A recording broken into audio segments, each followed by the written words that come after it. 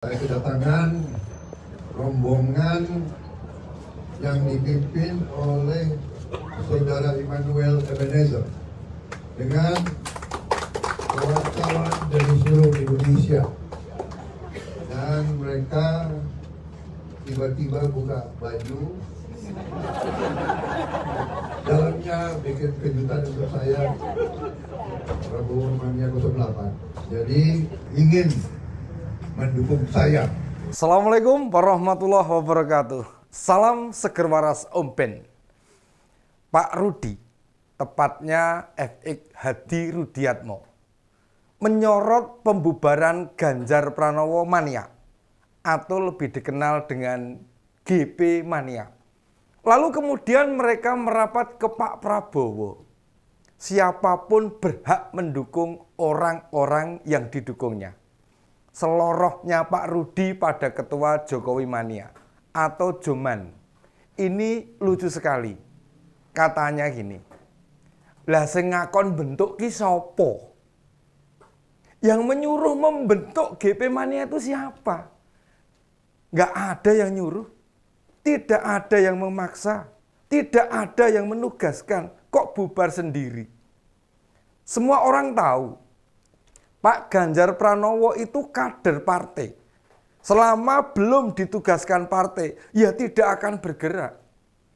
Apalagi saat ini kerjaannya Pak Ganjar itu sangat banyak sekali. Jadi gubernur ki abot. Jadi gubernur itu berat. Lah kok suruh mikir relawan? Tidak sempat Mas, mboten wonten wekdal. Mas Noel, dulu Anda membentuk Joman, Jokowi Mania. Tidak ada yang mengiming-imingi apa-apa. Terus mendukung Pak Ganjar, membentuk GP Mania. Padahal Pak Ganjar belum ditugaskan Bu Megawati sebagai bakal capres. Karena ketidakjelasan pencalonan Pak Ganjar, mereka bubar. Ya bubar dhewe. JP Mania pun berganti jadi Ormas Prabowo Mania 08. Kok enggak 007 ya? Kayak pendekar pembasmi kejahatan itu. Sudah bukan relawan lagi.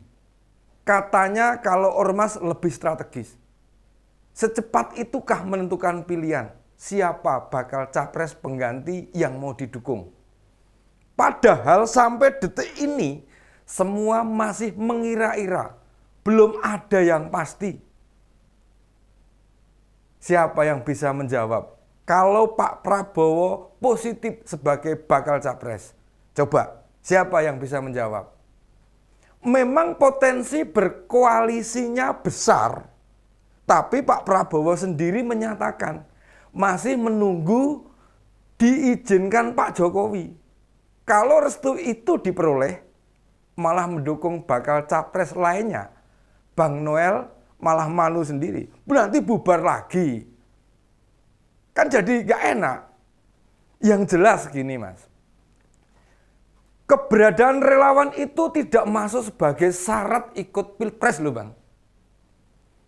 Kan tidak ada aturan bakal capres didaftarkan oleh minimal 10 ormas atau relawan misalnya. Adanya yang mendaftarkan itu partai politik. Kalau mau cari perhatian, ya tidak masalah, itu sah-sah saja. Dalam analisa Pak Rudi nih, ketika waktunya tiba, bukan hanya relawan yang bergerak, tetapi juga mesin partai, bahkan sampai ke akar rumput ini. Struktural partai itu pasti akan bergerak. Apalagi bila disangkut pautkan dengan syarat pendaftaran bakal capres.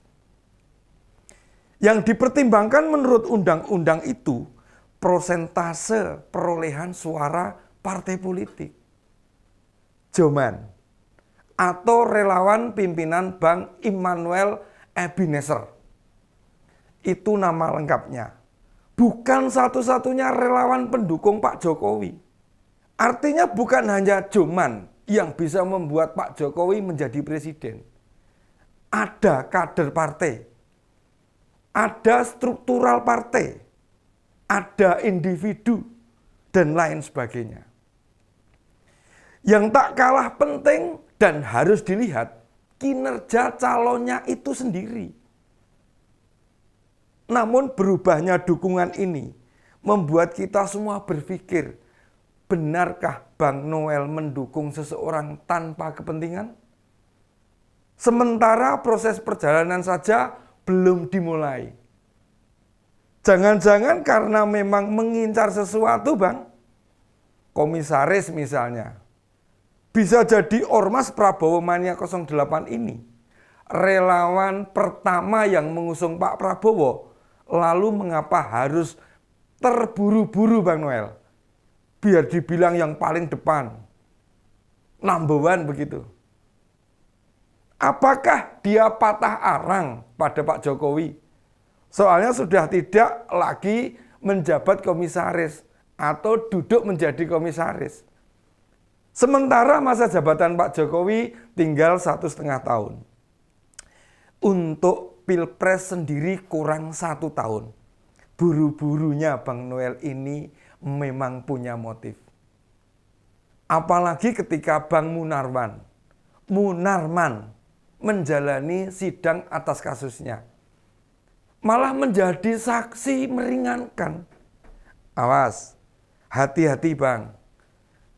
Tidakkah melihat sepak terjang Bang Munarman itu mengancam NKRI? Makanya pergerakan untuk segera merapat kepada Pak Prabowo. Seandainya mau jujur, menjadi relawan itu berat. Apalagi mengkonsolidasi jaringan yang levelnya nasional. Kalau kita tidak punya kekuatan ekonomi, pasti jebol. Pak Ganjar sendiri belum pernah terlihat bercengkerama dengan para relawannya. Relawan itu memang berjuang untuk orang yang didukung tanpa meminta imbalan apapun.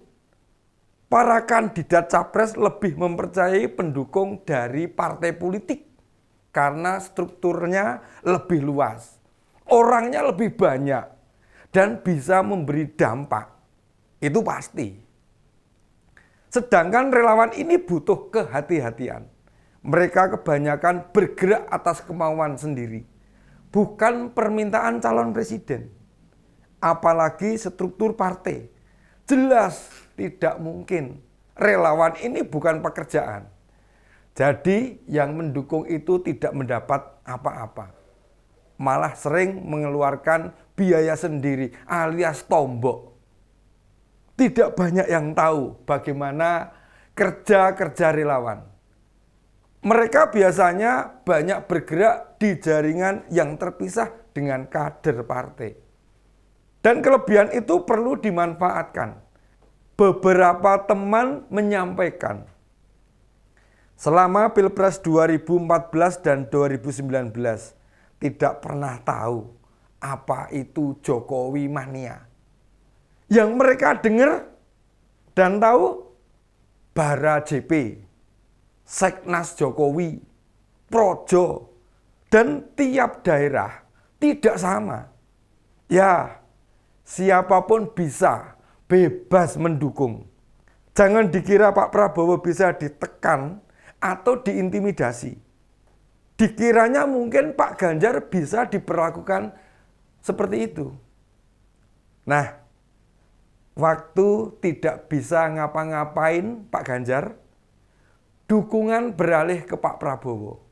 Ingat Bang Noel, Pak Prabowo itu lebih sering bertemu dengan Pak Jokowi dibandingkan dengan Pak Ganjar. Jangan dikira beliau tidak banyak belajar dari Pak Jokowi soal itu. Diakui atau tidak, setelah bersama Pak Jokowi, ada beberapa sikap Pak Prabowo Subianto yang kini berubah. Meski sifat pribadinya bisa jadi masih sama saja. Tetapi beliau sudah mulai menjaga jarak dengan kelompok atau orang yang intoleran. Patriotisme Pak Prabowo makin kuat, makin bergemuruh karena memang pribadinya masih sangat nasionalisme. Menjadi menham seperti memberi zona nyaman pada Pak Prabowo. Tak heran, kelompok-kelompok intoleran bersembunyi setelah Pilpres 2019. Termasuk tidak datangnya Pak Prabowo ke acara Rakernas Partai Umat. Ini saya acungi jempol nih.